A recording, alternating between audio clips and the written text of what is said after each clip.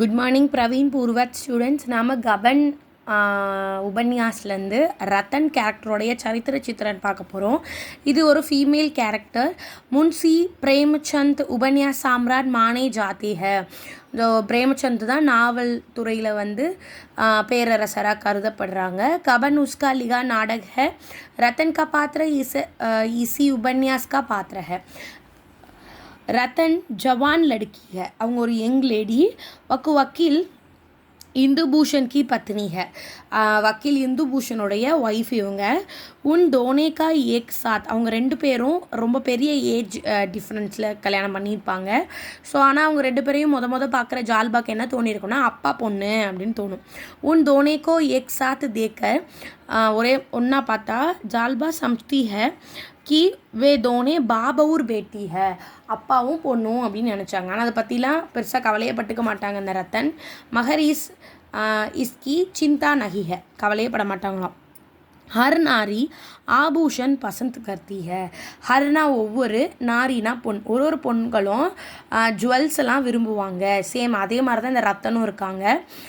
உஸ்கே pass தேர் சாரே Kangan high, அவங்க ரொம்ப பெரிய பணக்காரவங்க. ஸோ அவங்க கையில் நிறைய நகைகள் இருக்கும். ஆனாலும் ஜப் ஜால்பா கங்கன் தேத்தி ஹை உசி தரக் கங்கன் கரித்னா சாக்தி ஹை. ஸோ ஜால்பா கையில் ஒரு டிசைன் பார்த்தோன்னே இந்த மாதிரியே எனக்கும் வேணும்னு உடனே ஒரு நகைக்கடைக்காரரை வர வச்சு அதே மாதிரி பண்ணி வாங்கிக்கிறாங்க. ஸோ சமூகம் கொஞ்சம் பெரிய இடம் தான்.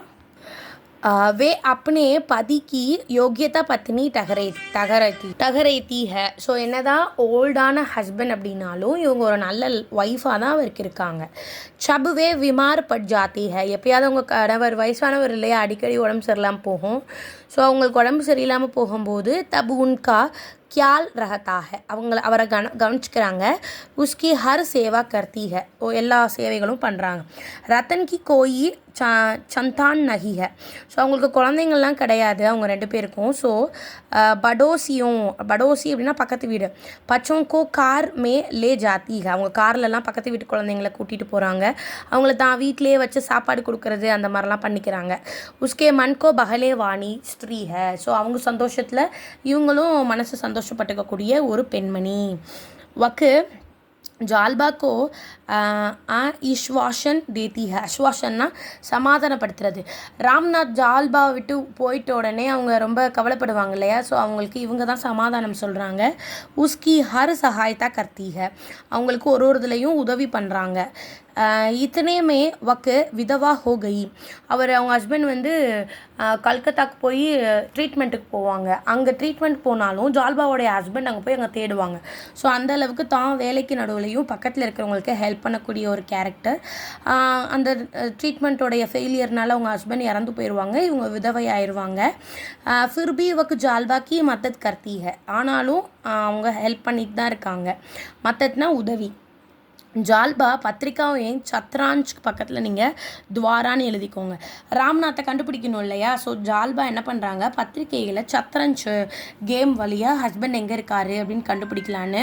இந்த பாயிண்ட் ஜால்பா பத்திரிக்காமே சத்ரஞ்சு துவாரா ராம்நாத் கா பதானா அட்ரஸ் லஹானே கி யோசனா பனாத்தி ஹை. ஸோ ராம்நாத்தை கண்டுபிடிக்கலான்னு யோசனை சொல்கிறாங்க. இஸ்கா சாரா கர்ஜ் ரத்தன் உட்டாத்தி ஹை, கர்ஜ்னா செலவு, இதுக்கான அனைத்து செலவுகளையும் ரத்தன் ஏற்றுக்கிறாங்க. மணிபூஷன் அப்படின்னா அவங்கக்கிட்ட ஒரு வேலைக்காரன் இருப்பான். அவன் மேலே இருக்க நம்பிக்கையில் பூரி சம்பத்தி ஹாத் தோ பேச்தி ஹை, அவன்கிட்ட எல்லா சொத்தையும் இவங்க கொடுத்துட்றாங்க.